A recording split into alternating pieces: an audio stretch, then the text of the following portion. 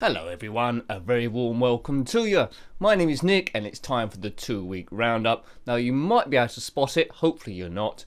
But in the last few days I had a bit of a bloodshot eye. It was bright red for a few days and I was a little bit worried, but it's probably a burst blood vessel because I sneezed too hard and it's gradually been clearing. It's still there, but give it a few days it'll be gone. But sorry if you can see a little bit of redness there. Now, 2 weeks ago, time moves really fast at the moment. I thought it'd be the last 2-week roundup that the channel ever did, because I'm waiting to hear back from my job, because they're doing the final reference checks. It's taken a little bit longer than I would ideally like, so here's another 2-week roundup. The show goes on, but I will keep you posted as time goes. Anyway, so what didn't make the top 6 this time round? Well, it's been a bit of a spectrum fest in this last 2 weeks, but games that didn't make it, you probably have guessed these ones already, but the first one was, well, the worst game of the lot so far. It's 3D Pull on the ZX Spectrum 48K by FIREBIRD in 1989. The Spectrum's got no right really 48K to try and recreate 3D Pull. It works better as 2D, but this is a bit messy. There's no cue to line up your shots. It's a bit hard to distinguish what balls are what. And yeah, very, very tricky. You'd have to put in a lot of hours to try and get good at this one. And there's nothing really to entice you to keep coming back. So yeah, that was 3D Pull. Avoid that one. Next one was Neighbours, based on the TV show Australian soap opera Neighbours. Apart from the theme tune that's running through, this game seems to have nothing to do with Neighbours whatsoever. It's a racing game where you control, in isometric view, over different courses like Lassiter's and Ramsey Street, a guy on a skateboard, which is supposedly supposed to be Scott Robinson, I believe, from the show in the 80s. Yeah, this is bad. Collision detection is a little bit iffy. Reminds me a little bit of Paperboy on the Spectrum, but through different views. And I marked this one down because, as I say, apart from the Neighbours music, got nothing to do with that whatsoever. And the other game that didn't make it is an Asteroids clone. All these on the ZX Spectrum, called Meteoroids by DK TRONICS in 82. Neighbours was by Impulze in 92. This one was 10 years earlier. There's been a few Asteroid clones that come out at the same time. Planetoids, which is slightly better than this one. And the best of the lot, in my views, was Meteor Storm. Meteoroids, the frame rate wasn't too good. And instead of the dotted line that normally fires from all Asteroid clones and Asteroids the main game, it's a straight line. The spaceships that come don't seem to fire at you, and yeah, it's all a little bit of a flat affair. So they was the bottom 3. We've been going through the Sega Mega Drive Ultimate Collection. Been doing it for quite some time now on the PlayStation 3. We had another look at a couple of games, a couple of platformers. First one was RISTAR. These are by Sega in 2009, but both of these games originally come out in the 90s. You control a star, a bit Sonic-ish, I would say, over levels there, and you have to do it as quickly as you can without getting killed. It's quite a cute game, come out quite late in the Sega Mega Drive run, I believe, so not a few people might not have heard of this one. Sonic was huge. This one, well, RISTAR, I don't think too many people have heard of it, but it's quite a good game, quite nice to have on the collection amongst all the others. And another game you might not have heard of is another platformer game called E-SWAT, where it's a very Robocop in style, this, or the story is. Basically, you're play Duke Oda, which he starts off as a normal cop to fight a crime-ridden city, which is gradually being taken over by a high-tech organisation, so very Robocop-ish. And after level 2, apparently he gradually turns into a cyborg. No, that wasn't him. Yeah, quite difficult this game, and I made it look more difficult. I think it's okay. A few people didn't like it that much. I think it's very rewarding the further you get into this game, and just by playing it for the short time I did get finally off level 1. A little bit generic, but you know, if you place the guy with Robocop, I think a lot of people would see it as an actual classic. So it's not bad at all. So that was RISTAR and E-SWAT in that collection. If we get time, we might do a few others from that, but that might be winding to a close now, looking at that collection. We've been doing it for quite some time. And before we come to the top 3, we'll look at the pinball tables we've been looking at. As you might know, if you're following the channel, Pinball FX3's come out, which is a bit of a leap over Pinball FX2 and Zen Pinball 2, and it's all for the better. The tables we looked at this time Now this is one of my favourite tables on Zen Pinball 2 Pinball FX of all time. It's Back to the Future, come out by Zen Studios in 2017, part of the Universal Collection. I've already reviewed Jaws last week, well, a couple of weeks ago now, and yeah, I mean, it follows the storyline of all three of the Back to the Future films. 1985, 1885, go to all those areas, Biff Tannen, different moles. It's voice acted, but the Marty McFly is bang on. Doc Brown's not quite on, but it's very, very close. Lightning, great lighting effects on this. The DeLorean drives around the playfield. A lot of the moles are quite easy to unlock. Some mini games I didn't quite get to, I don't think, but they're in there, and this is really good. The scores that flash up as you do it are the same font from the Back to the Future movie, and as I say, if I get time, I'll be playing this over and over again. Really, really good. If you're a fan of Back to the Future trilogy, this is a no-brainer. Even if you don't like pinball, this is reliving the movies. Excellent. And the other one, still good, but not as good as Jaws or Back to the Future in my opinion, is E.T. E.T. the Extraterrestrial, based on the film directed by Steven Spielberg, of course. E.T. is stranded on a planet. He bumps into Elliot, and Elliot must help him contact his alien civilization to come back and get him so he can go home, but all the time avoiding the government officials who's trying to track this alien down. Now, all E.T. games I've ever played or heard of have been absolutely terrible, so I was worried about this, but Zen Studio have done a great job on this, as they've done with all of their games. There's a mini game, which I got a little bit into within the actual pinball table, where Elliot's on a bike, must jump over stones. Now, I sense that at some point he's going to take off, but I didn't get that far. The spaceship, if you hit it 3 times, it lifts off, reveals a sinkhole, get the ball down the sinkhole, and that unlocks different modes which follow the plot of the film. So really, really good, and check those out if you've got a PlayStation 4 or an Xbox One or PC.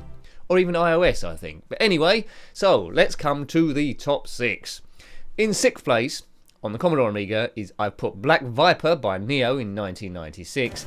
Moves really fast, this game, and I'm a little bit frustrated. Now, Prime Mover, a bike game, had a low view, which made it hard to see things, but it works. The playability was good and the frame rate was good. Black Viper uses the same sort of like view, but something about this game doesn't work. Graphically it's great, sound-wise it's great. It's a biking game, we must shoot obstacles and vehicles out the way, stage-based.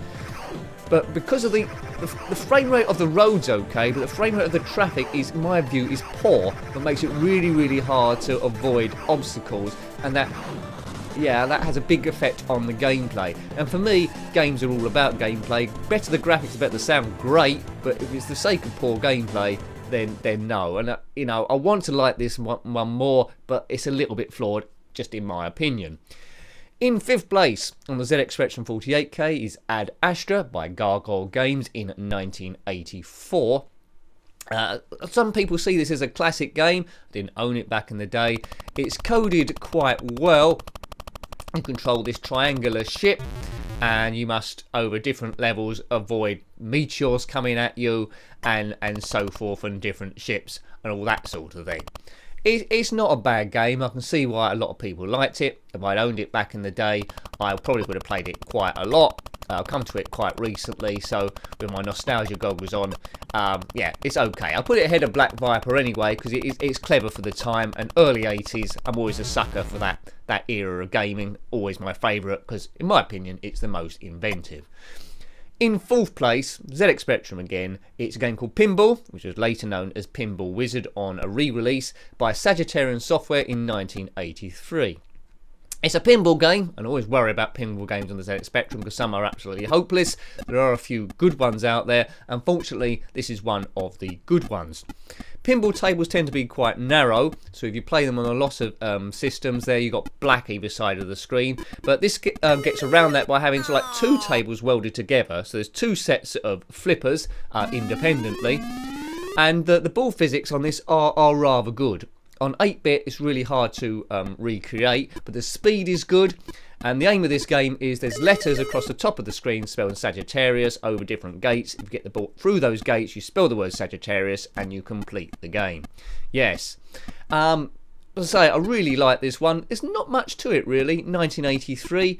But it's one of the better ZX Spectrum games. For 83, I'm really impressed with the ball physics they've calculated here. Maybe not realistic as it is in the real world, but it's predictable, which makes the game good, and the colour palette is great.